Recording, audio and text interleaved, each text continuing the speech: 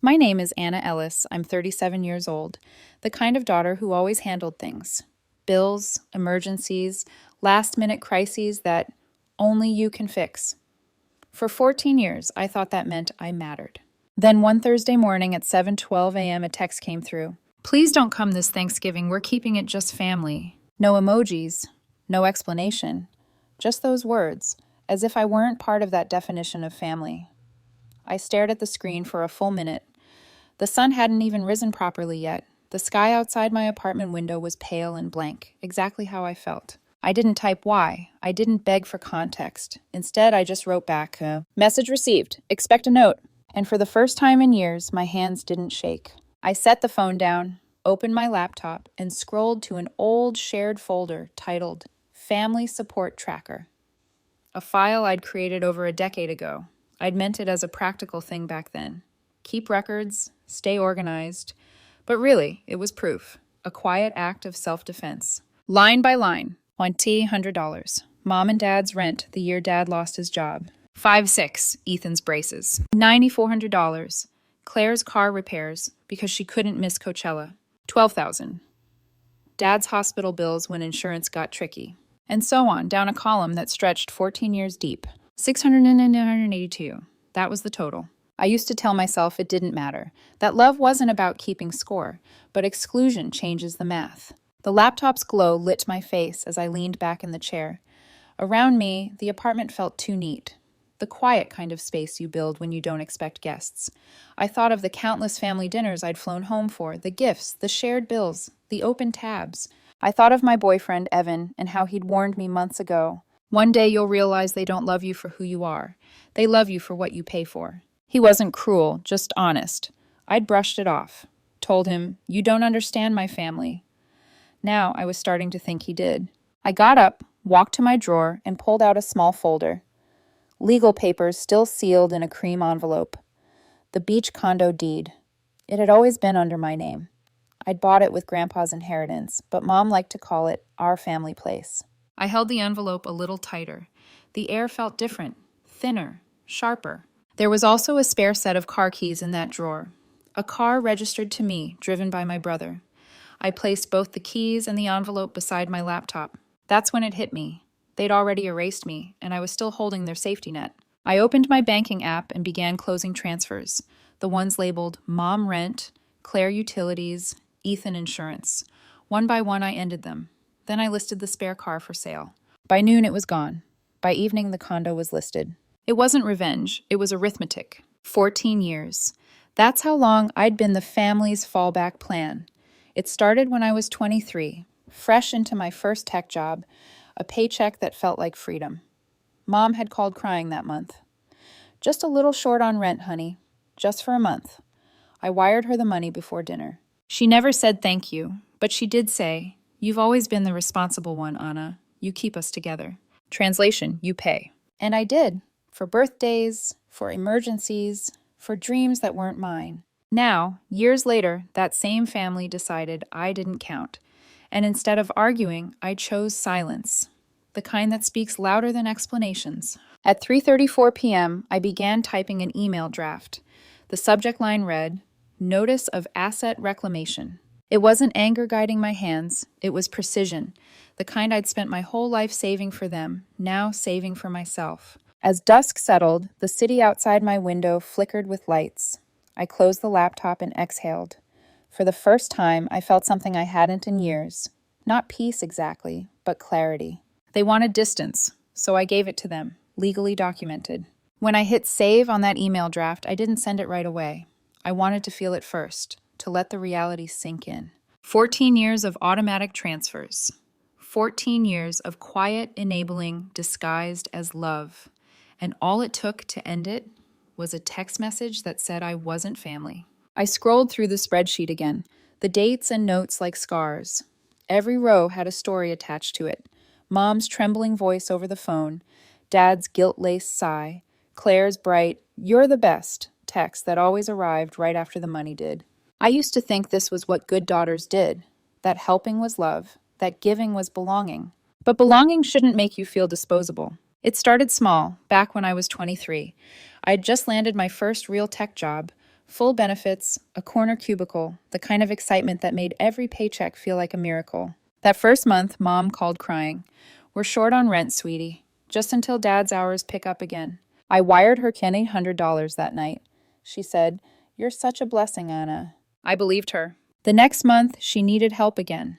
Then it was Ethan's braces. Then Dad's hospital bill when insurance didn't cover enough. Then Claire's car that broke down on the way to Coachella. She called sobbing, terrified she'd miss her flight. I paid the mechanic over the phone. And so it continued. Every year, every one-time emergency. Even after Dad got rehired. Even after Claire got promoted. Even after Ethan launched that ridiculous crypto venture that imploded within 6 months. Whenever they needed a net, I was it. Evan once asked me why I kept doing it. We were sitting in my kitchen, him stirring coffee, me reading an email from Claire about another small loan. He said, "You know, it's wild. They act like you're part of their retirement plan." I laughed it off, but his eyes didn't. "They don't respect your boundaries, Anna. They respect your bank account." I snapped at him that day. "You don't get it. Family helps each other." He nodded slowly. "Sure, but this isn't help. It's harvest." At the time, I thought he was being dramatic. Now I know he wasn't. The breaking point came last Thanksgiving, 1 year before the text. Mom, Dad, Claire, Ethan, and Claire's boyfriend had taken a trip to Maui. I found out the way everyone does these days. Instagram. Claire had posted a story. Everyone smiling on a beach, matching straw hats, the caption, "Ohana time." The same beach condo I'd helped Dad refinance 3 years ago, so he wouldn't lose the property. I sat there scrolling through each photo, each tag. Claire, Dad, Mom, even Ethan's new girlfriend. Everyone but me. I hadn't been invited. I remember Evan walking in that evening asking what was wrong. I showed him my phone. He stared at the screen, then at me. "You paid for that condo," he said softly. I nodded, throat tight. He put his hand over mine. "Then it's not a family trip, Anna. It's a funded vacation." I didn't respond. 2 days later, Claire texted me. "Hey, my credit card got flagged. Can you spot me $400 until next week?" No apology, no mention of Maui, just business as usual. And like the fool I was, I sent it. But this year's text, "Don't come, we're keeping it just family," broke something clean. It wasn't anger, it was recognition. They didn't forget me. They excluded me, intentionally, because my usefulness was starting to dry up. That's when I realized it was time to send the letter. The draft I'd started the night before grew sharper as I typed. Effective immediately. All financial support previously provided by me is terminated. All jointly held assets will be reclaimed or liquidated. Please direct any inquiries through legal representation. No emotion, no room for debate, just facts. I attached the proof. Every transaction, every loan, every favor. Page 1, annotated spreadsheet. Page 2, notarized deed for the condo. Page 3, car sale documentation. I copied our family lawyer, Mr. Howard, the same man who once told me over wine at a Christmas party, "Anna, you're the reason this family runs." Let's see if he still thought so. I didn't hit send yet, not that night. I sat back and looked around my apartment. Clean, quiet, modest. Everything here was mine. No one could uninvite me from it. That's when I realized how much of my life had been lived for their approval, and how invisible I'd become in the process. I pressed send, 3:34 p.m. on a Thursday. And just like that, 14 years of obligation ended with one click. 17 hours of silence. Then the buzzing started. Claire. "Is this a joke?" Mom. "Please call me now." Dad. "We need to talk. This isn't like you." Ethan. "You transferred the car? What the hell, Anna?" I didn't answer. I turned off my phone, went to the gym, then came home and cooked dinner in peace. It was the quietest meal I'd ever had, and the first one that truly belonged to me. The next morning, my phone buzzed nonstop, 27 missed calls, 12 voicemails, but I didn't listen to a single one. By the third day, the messages changed tone. Mom's text went from, "Please, let's talk," to, "You're hurting everyone." Claire sent a long paragraph about family loyalty. Dad wrote a short one. "I'm disappointed in you." And Ethan, ever dramatic, texted, "You've ruined everything." Claire's crying. Mom's sick. "Are you happy?" I wasn't happy, but I was calm. I poured myself coffee, sat by the window, and let the silence stretch. Then another notification appeared, a shared Google Drive link. The title read, Logistics, from Claire. No message, just the link. I hesitated before clicking, but curiosity won. Inside was a neatly organized folder. Thanksgiving Itinerary 2024. Color-coded documents, custom menus, floral arrangements, guest lists, even a wardrobe guide. At first, I almost laughed. The audacity of it, planning a luxury holiday after uninviting me. Then I saw another file at the bottom of the list. Q1, Q2 Family Support Budget. I opened it, and that's when my breath stopped. The first column listed initials. C, Claire, E, Ethan, M, Mom, D, Dad, A, Anna. The next column, projected contributions. Under my name, $48,000. Already divided into neat categories. Rent support, Mom, $2,000 in 4 months. Vehicle maintenance, Dad, $1,200. School deposit, Ethan's son, $5,000. Boutique expenses, Claire, $7,800. Beach condo upkeep, $3,000. Q2 buffer fund, $8,000. Discretionary safety net, $20,000. Every cell filled with confident precision, as if the money already belonged to them. Then I saw the final tab labeled contingency. Inside, one note: if A becomes resistant, remind her how much we've done for her emotionally. If needed, use guilt angle through Mom. She'll crack faster. My chest tightened, not from shock, but from recognition. They'd been playing the same script for years. I'd just never realized they'd written it down. I scrolled down, writing lines highlighted in yellow. A always responds to emotional appeals. Don't mention totals. Focus on family unity. If she brings up repayment, call it love given freely. Every line was manipulation disguised as affection. And suddenly, all of those old memories started flashing back. The subtle guilt trips, the half jokes, the praise followed by requests. Mom's teary voice. You're the strong one, Anna. You'll understand. Dad's dismissive shrug. You make more than all of us combined. You can afford it. Claire's sigh. You know how much stress I'm under. And I had fallen for it every time. I stared at the spreadsheet until the words blurred. Then I whispered out loud, they don't see me. They see my balance.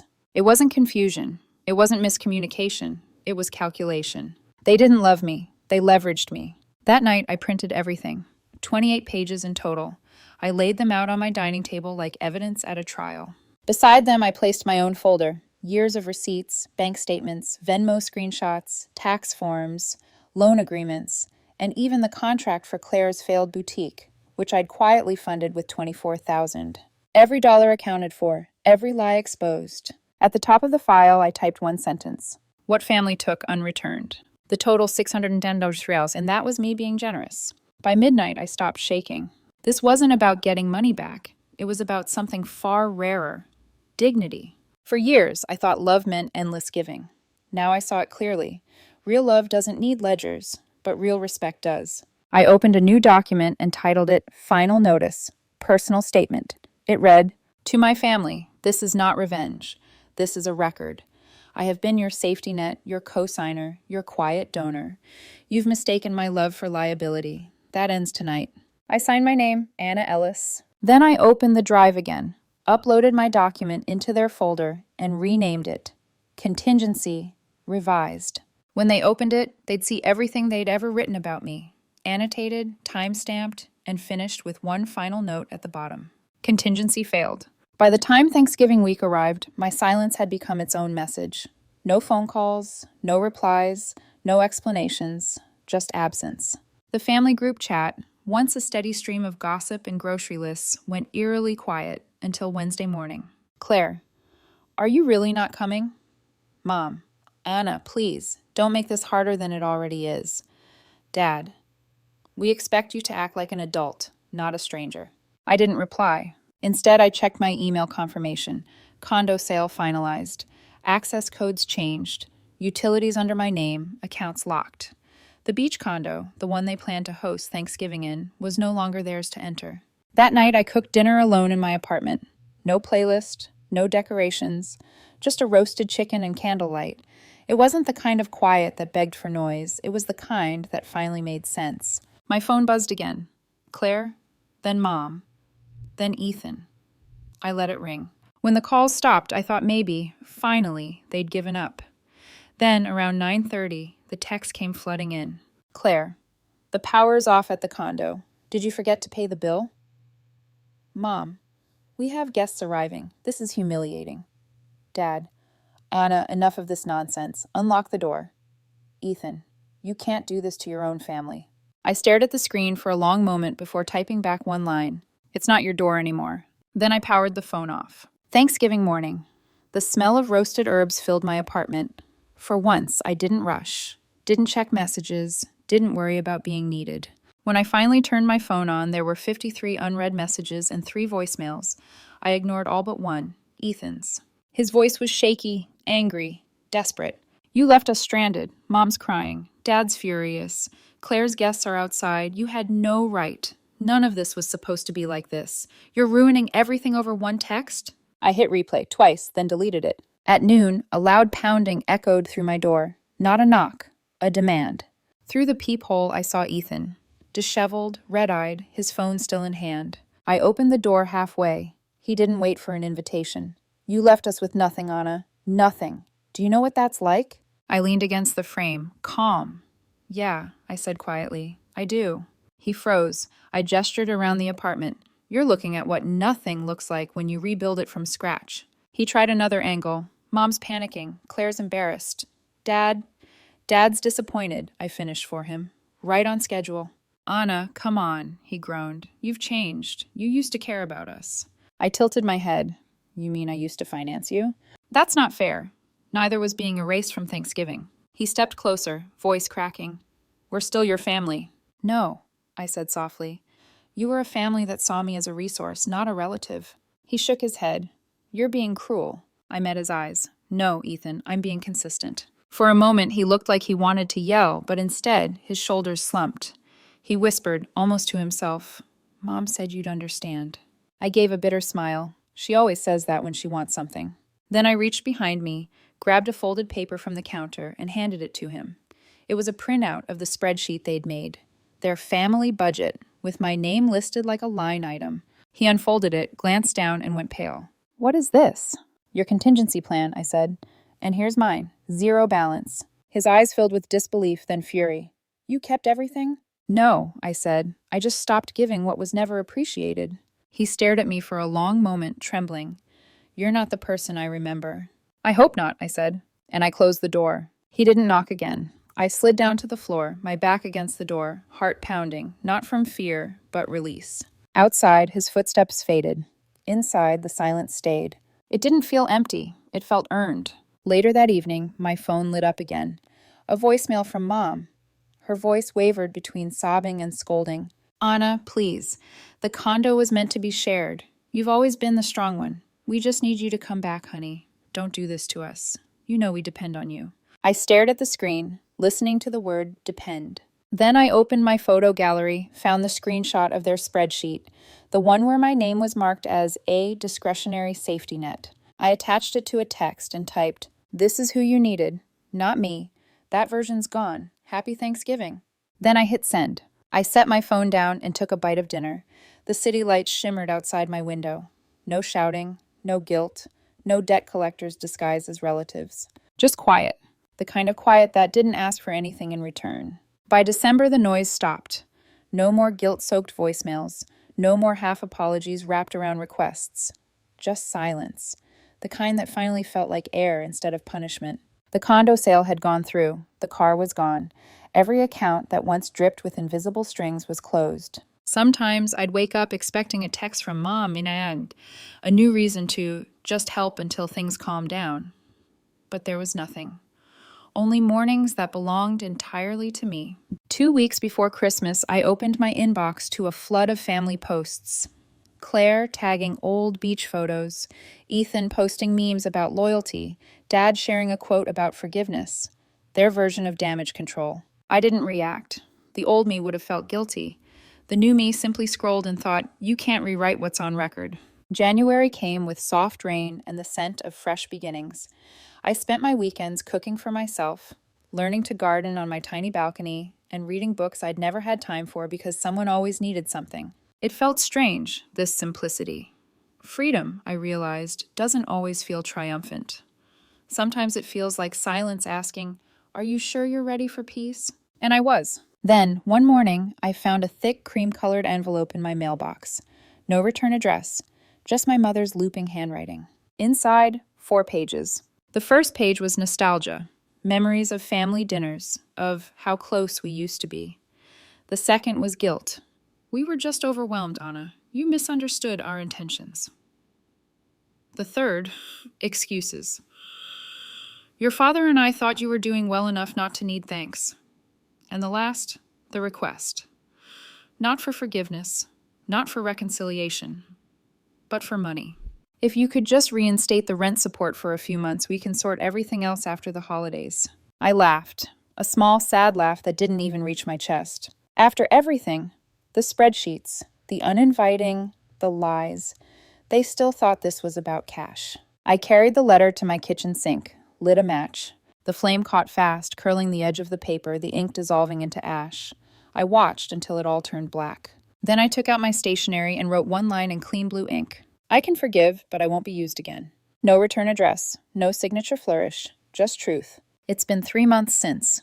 No birthdays, no group chats, no checking in texts from cousins acting as mediators. The silence remains, but this time it's peace. Not the brittle kind that comes from avoidance, but the steady kind that grows when you finally stop explaining yourself to people committed to misunderstanding you. Sometimes I wonder if they tell their friends I abandoned them. Maybe they do. Maybe I'm the villain in their version. But I've learned that survival often looks like betrayal to those who only loved your compliance. I don't chase their narrative anymore. When people ask what happened with my family, I tell them the truth. I stopped being their donor. They stopped being my blood. Maybe one day we'll speak again, but only when respect matters more than expectation. Until then, I'll keep the receipts and the peace they never offered me. And this year, when Thanksgiving comes, the only name on my guest list will be mine.